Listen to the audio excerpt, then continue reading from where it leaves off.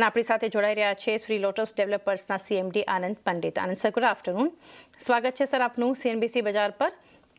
Sir, શરૂઆત કરીએ financial performance. જે રીતે રેવન્યુ જોઈ રહ્યા છે મોર દેન ડબલ્ડ, પ્રોફિટ આફ્ટર ટેક્સમાં 77% ગ્રોથ છે ઓન YOY બેસિસ, અને biggest driver behind this strong performance આપ શું જોઈ રહ્યા છો?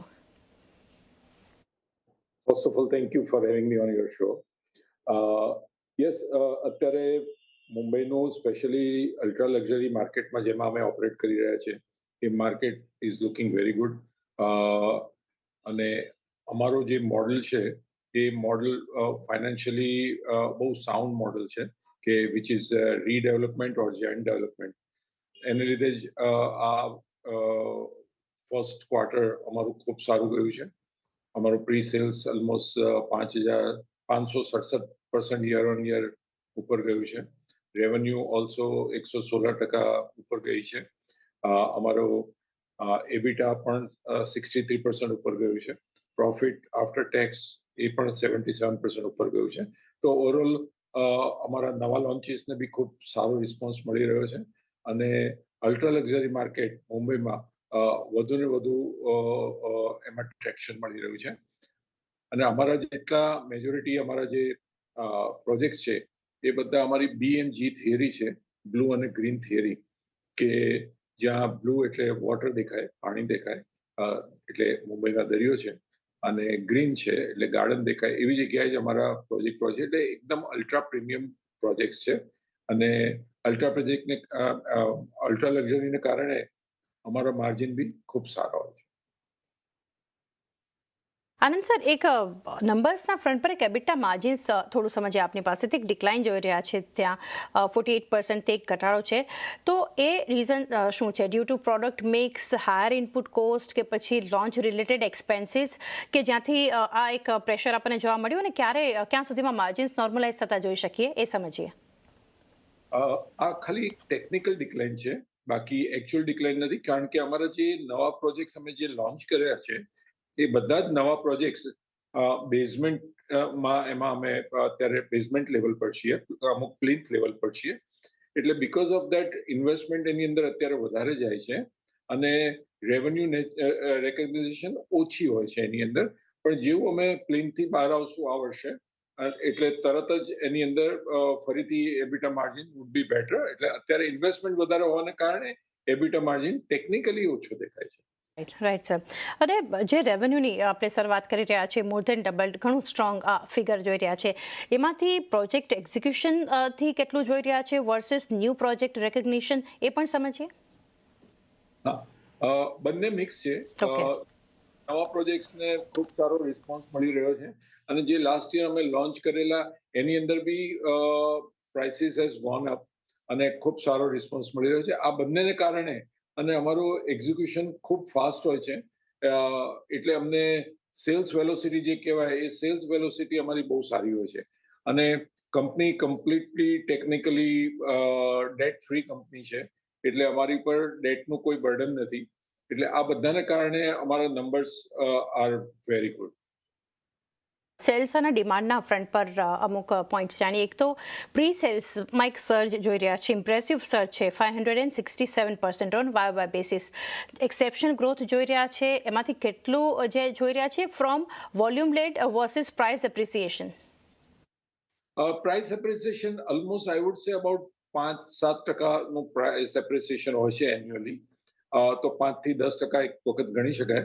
પણ બાકી મેજોરિટી નવા અમારા જે અમે હમણાં જ એપ્રિલ મેમાં અમે કોસ્ટલાઇન કલેક્શન, લક્ઝરી કોસ્ટલાઇન કલેક્શનના નામે ફર્સ્ટ ટાઈમ ઇન ઇન્ડિયા કોઈ ડેવલપરે આ રીતે એક સાથે 11 પ્રોજેક્ટ લોન્ચ કર્યા એવું બન્યું. અને એમાં 11 પ્રોજેક્ટ અમે દરિયા ઉપર બધા જ ડિક્લેર કર્યા, અને એમાંના ઘણા બધા અમે શરૂ કર્યા. એટલે એનો ખૂબ સારો રિસ્પોન્સ મળ્યો છે. કારણ કે આપણે જોઈએ છીએ વર્લ્ડ વાઇડ ક્યાંય પણ વોટરફ્રન્ટ પ્રોપર્ટી હોય છે એમાં પ્રીમિયમ ઓલવેઝ મળતું હોય છે, અને એ પ્રીમિયમ અમે આમાં મળી રહ્યું છે. જી તો આનંદ સર ન્યૂ લોન્ચીસ ઉપર જાણીએ જે રીતે કંપનીએ લોન્ચ કર્યું છે લોટસ એક્વેરિયા ઇન પ્રભાદેવી મુંબઈ અને લોટસ ટ્રાઇડન્ટ અંધેરી વેસ્ટમાં અને કમ્બાઇન્ડ જીડીપી જે છે ઓવર 1350 કરોડ તો ઇનિશિયલ કસ્ટમર રિસ્પોન્સ કેવો છે આના માટે? બંનેનો રિસ્પોન્સ ખૂબ સારો છે, એક્સલન્ટ રિસ્પોન્સ છે. જે ટ્રાઇડન્ટ છે અંધેરી વેસ્ટમાં છે એ ઓફિસ બિલ્ડિંગ છે, વેરી લક્ઝુરિયસ ઓફિસ બિલ્ડિંગ છે. એમાં ખૂબ સારો અમને રિસ્પોન્સ મળી રહ્યો છે અને નેક્સ્ટ ક્વાર્ટરમાં એના ઘણા બધા નંબર બી કેપ્ચર થશે આની અંદર. અને એક્વેરિયા એ અબાઉટ 55 સ્ટોરી રેસિડેન્શિયલ ટાવર છે પ્રભાદેવીમાં, એ પણ વોટરફ્રન્ટ પર છે અને એનો બી ખૂબ સારો રિસ્પોન્સ અમને મળી રહ્યો છે કારણ કે એ આખો જે એરિયા છે એને વર્જિન એરિયા છે અને ત્યાંથી બહુ જ બ્યુટિફુલ વ્યૂ છે, દરિયાનો ખૂબ સારો વ્યૂ છે, એટલે એનો પણ અમને ખૂબ સારો રિસ્પોન્સ મળી રહ્યો છે. રાઈટ સર, ગ્રોથ સ્ટ્રેટેજી પર સર જાણવા માંગીશું.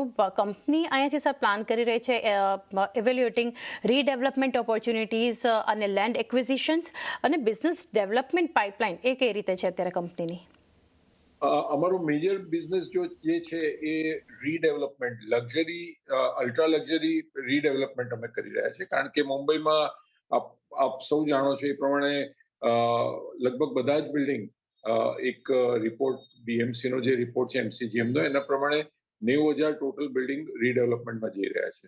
સો અમારું ફોકસ અત્યારે કમ્પ્લીટલી રીડેવલપમેન્ટ છે અથવા જોઈન્ટ ડેવલપમેન્ટ ઉપર છે rather then acquiring the land. કારણ કે રીડેવલપમેન્ટમાં અમે બહુ ઇનિશિયલ સમયમાં એટલે આજથી 5 વર્ષ 6 વર્ષ પહેલેથી જ અમે રીડેવલપમેન્ટમાં એન્ટર કર્યું છે અને બહુ સક્સેસફુલી રીડેવલપમેન્ટના પ્રોજેક્ટ્સ અમે ડિલિવર કર્યા છે. સો એ લીગસીને કારણે અમને અત્યારે ખૂબ સારા પ્રોજેક્ટ મળી રહ્યા છે અને એમાં અમારે કોઈ લેન્ડની કોસ્ટ નથી થતી, એટલે અમારી કેપિટલ બહુ એફિશિયન્ટલી અમે એમાં વાપરી શકીએ છીએ. તો right now focus is completely redevelopment પણ ઇન અલ્ટ્રા લક્ઝરી અને બેસ્ટ લોકેશન પર. Right sir. અને સાથે સર જે રીડેવલપમેન્ટ પર તમે જણાવ્યું છે ક્લિયરલી કંપનીનો એક ફોકસ છે. ફ્યુચર ગ્રોથની વાત કરીએ તો કેટલું એક્સપેક્ટ તમે કરી રહ્યા છો કંપની માટે from redevelopment projects versus greenfield developments?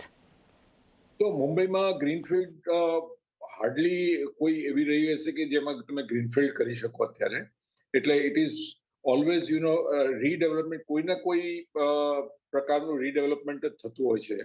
એટલે ગ્રીનફિલ્ડ અત્યારે અમારું ફોકસ નથી કારણ કે ગ્રીનફિલ્ડમાં તમારે પહેલે જ દિવસથી તમારી કેપિટલ મૂકવી પડે છે, એ પછી તમારું એપ્રુવલ્સ આવતા સમજો વર્ષથી 2 વર્ષની વચ્ચે લાગે છે. એપ્રુવલ આવ્યા પછી તમે ચાલુ કરી શકો. અહીંયા શું છે કે રીડેવલપમેન્ટમાં શું છે, અમારી એપ્રુવલ સૌથી પહેલા તો અમને કોઈ કેપિટલ અમારી લાગતી નથી એની અંદર. So it is only 10% 15% capital અમારી લાગે છે, એથી વધારે કેપિટલ લાગતી નથી. નંબર 2 કે અમારું જે વેઇટિંગ પીરિયડ છે એપ્રુવલ્સનો, એ વેઇટિંગ પીરિયડના એપ્રુવલના વેઇટિંગ પીરિયડમાં અમને અગેન અમારા કોઈ એક્સપેન્સીસ છે નહીં એની અંદર. અને એક વખત એપ્રુવલ આવે પછી જ અમે આ સોસાયટી કે બિલ્ડિંગ અમે ખાલી કરાવીએ છીએ અને પછી જ અમારું મીટર ચાલુ થાય છે. So it's a very very efficient model. તો સર ઇન્ડસ્ટ્રીના આઉટલુક ફ્રન્ટથી જોઈએ તો જે મુંબઈનું લક્ઝરી માર્કેટ છે તમને લાગી રહ્યું છે કે જે અહીંયાથી ખાસ કરીને પ્રાઇસિંગ છે એ it will keep on rising ખાસ કરીને, કે પછી અફોર્ડેબિલિટી એક કન્સર્ન જોઈ રહ્યા છો તમે? So I would say affordability is a very very relative term. કોના માટે શું અફોર્ડેબલ છે એ પ્રમાણે, પણ મુંબઈમાં સ્પેસિફિકલી જો સારું લોકેશન હોય અને સારી પ્રોડક્ટ અને ટાઈમસર પ્રોડક્ટ આપો and if you are a trusted brand અને અલ્ટ્રા લક્ઝરી બનાવો તો there is no issue about selling. તો અમને વી આર વેરી કોન્ફિડન્ટ. અને હવે શું થયું છે કે દરેકને